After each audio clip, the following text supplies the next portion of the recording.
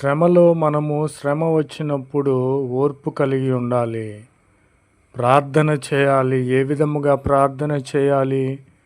మనము దేనినైనా అడిగినప్పుడు, ప్రార్థనలో పెట్టినప్పుడు పట్టుదల కలిగి దానిని నేను పొందుకోవాలి అనేటువంటి పట్టుదల నీ చేత కలిగి ఉండాలి. ప్రభునామమునకు స్తోత్రములు కలుగునుగాక.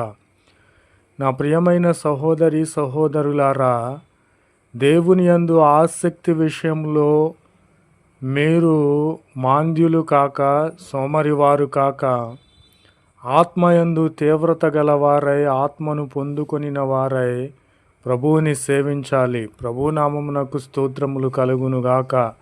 పెదవులతో దేవుని స్తుతించుట కాదు, ఆత్మతోనూ సత్యముతోనూ ప్రభువుని సేవించాలి. ప్రభునామమునకు స్తోత్రములు కలుగునుగాక. మీ ప్రేమ